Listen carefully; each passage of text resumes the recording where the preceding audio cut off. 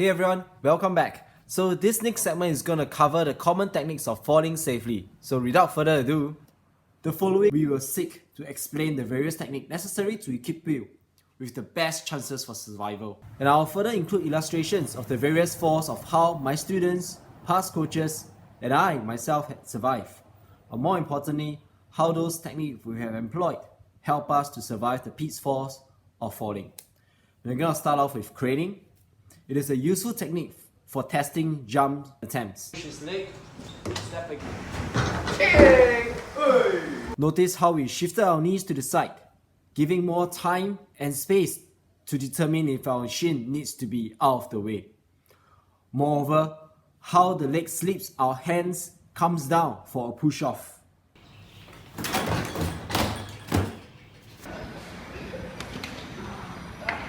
Rolling up. What is rolling up? And it shows here. It is vital and important because it takes the furthest range of what you can reach and still be able to gain some sense of stability, of recovery.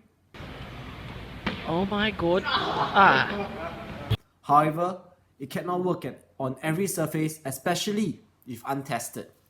For example, if the surface is a flimsy or seemingly strong grid, they are hollow on the inside but will concave when pressure is applied. The following illustration showcases what happens when you fall and how do you fail successfully from a roll up. So this clip is a slip off to grab on. Wow. Close, man. The next one is what we call the bounce off. And finally, slip off to a cat hang. The step vault, otherwise known also as the safety vault, when drilled well, it can be a real lifesaver when you fail to fully commit to your vault.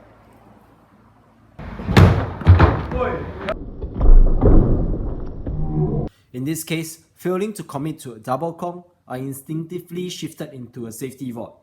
This is but one of the many examples where this particular vault have had saved my life. Up next is the side sapien that allows us to shift excessive kinetic force away. The order in which this comes is generally after your move, landing into your 2-point drop, meaning on your feet. You find that there is still excessive force, as such your hands comes down to try to steady yourself to the ground to withstand more impact. But the side sapiens then comes in for you to transit into another move to alleviate away from you the impact from your joints. This technique can also be used as a means for you to change direction. It is usually the move that you will come to rely upon when you don't feel that the kinetic force taken warrants a roll or a slap off, both of which I'm going to be covering next. And I'd like to cover the last line of defense before rolling back up to the other techniques because there are some degree of correlation. Rolls. The capability to dissipate kinetic energy, spreading out that dire impact to harmlessness, has been a lifesaver for more times than anyone can count. It's basically the human shortcut to the cat's 9 lives. I like to emphasize that whereas in class I generally focus on that specific type of parkour roll, there is many other types of roll which will come along as you are practicing. As such, I highlight when it occurs but doesn't really cover in depth most of the time, as it's sort of like, well, comes for free, right? So the following showcases the different types of rolls and how they will come in handy. Keep your knees stuck to your chest. Control back over and lean forward.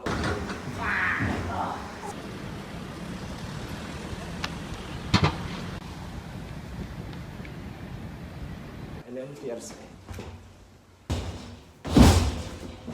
As you go the other side, same thing.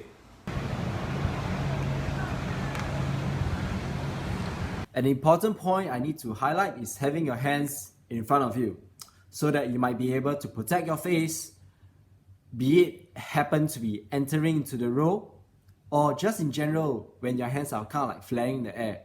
You wouldn't want this to happen to you.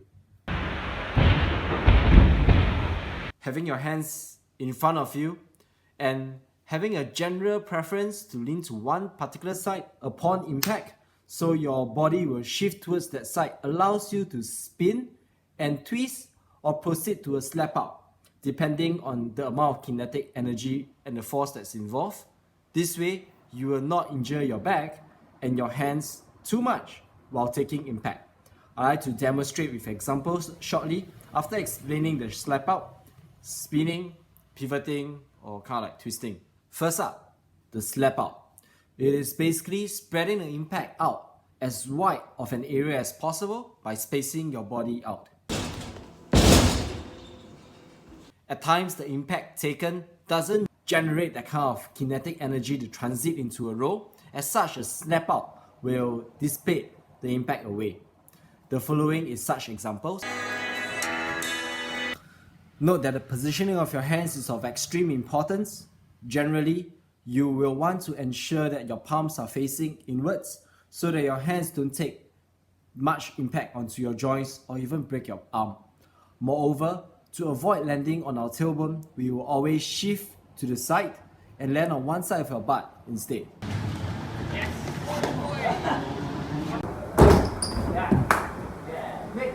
Next, we have pivoting or spinning. As with other techniques, this technique dissipates excessive kinetic energy away by pivoting at your feet. The following is examples of how I utilize spins at various points to dissipate the velocity away.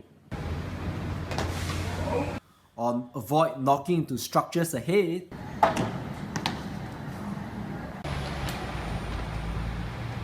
Whereas the following is how it is being used to avoid bumping into unexpected passerby.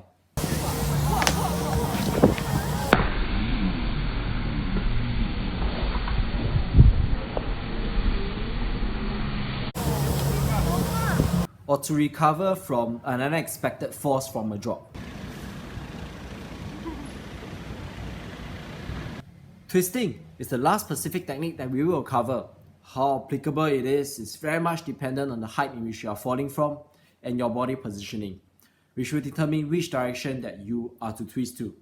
Generally, you want to twist to spot the floor and force your leg down as best as you can to alleviate some impact from your hands as you transit to a roll or a slap off.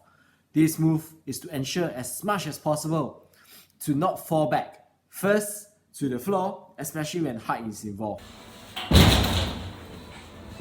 This move is also useful that you find so many mammals use it. Alright, now here's a second angle. The first critical moment is right here. He's already done the predictive math, and he's locked his head on the spot where he plans to land. And now his head will not lose that lock the whole way down. My buddy Destin from Smarter Everyday also made a video analyzing how cats always land on their feet, and they do the exact same two tricks. The head target lock and bringing limbs in to rotate and out to stop rotation. Here's the second launch. And this may look like pure luck in real time, but the slow-mo tells a different story. In that amount of time, he's already made a slight lateral push in that direction and locked his landing target with his head. Should you fall from a height at an angle, twisting as soon as possible to spot the floor is of absolute vital importance. If you notice, there is an additional technique that you might have picked up on or noticed in the various demo clips that we did when executing the twist, which is to seek to grab onto something when we fail to land as soon as possible. When you mess up, as you proceed to the twist, there's a split moment in your perception. Time seems to slow down or time dilate. That is when we have that one chance to seek to grab onto something or at least a degree of a push off, either to, number one, change the trajectory of your fall, as you can see. 2, to slow your velocity down.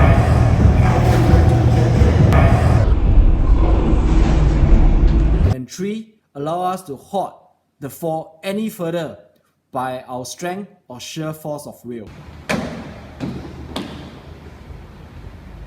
Now I'm gonna cover projection. It is basically prior to the execution of the move, bearing in mind the order and a set of techniques that you utilize when you fall. what you will do and what you can't afford to do. Wherever possible, and if need be, you insert a spotter to either cover the areas that you can't break for safely, or that you might be able to better focus entirely on execution, and to have him gradually fade away as you gain your confidence and capability for the move arises. In this example, it is a demonstration where I project what to do in order to create an order when falling. So in the event that I undershoot, my attempts are to pre, crane, cat hang if I need to, as I make preparations for my fall. But if I overshoot, then I immediately seek to twist my body and make preparations for my fall. However, if I am to trip, slip, then a spotter will need to step in and take the blunt of the impact away from me, slowing down my velocity and redirecting my body to a clearer area for me to better break fall. As mentioned before, having a good spotter is immensely vital, as having a bad one might not just fail at spotting you, but may even apply the wrong pressure and hold, thus breaking your arm. At times, it's a combination of the various pointers that I've covered previously to safely break your fall.